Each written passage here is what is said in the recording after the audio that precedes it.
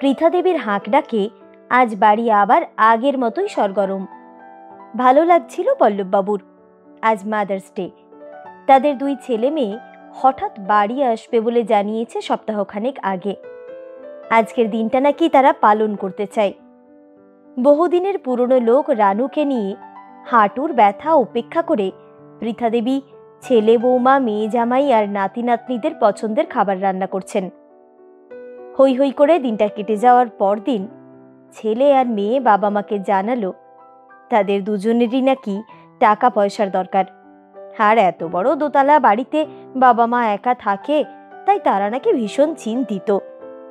মাসে একবার ফোন করে খোঁজ নেওয়া প্রবাসী ছেলে মেয়ের আগমনের উদ্দেশ্য এবার পরিষ্কার হচ্ছিল পল্লববাবুর কাছে একটু একটু করে।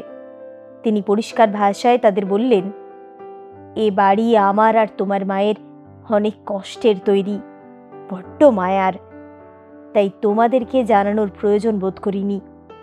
এই বাড়ি আমাদের যে কোনো একজনের মৃত্যুর পর বৃদ্ধাশ্রম করা হবে। আমি সেই রকম সব ব্যবস্থা করেই রেখেছি।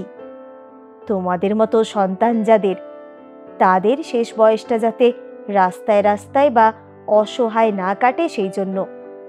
আর তোমরা বিদেশে যথেষ্ট রোজগার করো বলেই আমি জানি শেষ বয়সে এসে বাপ মার ভিটেটুকু বেচে তোমাদের চলতে হবে, এসব কথা অন্য লোককে শুনিও, রিটায়ার্ড কর্নেল পল্লব দত্তকে নয়।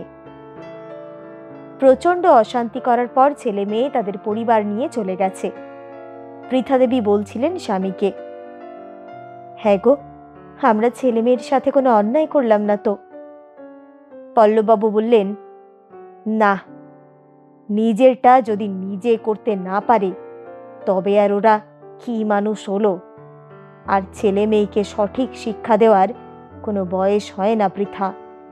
ওরা আমাদের ভালোবেসে আসেনি, ভান করেছিল। আর বাবা মার সাথে যারা অভিনয় করে তাদের এটুকু শিক্ষা পাওয়া প্রয়োজন বই কি।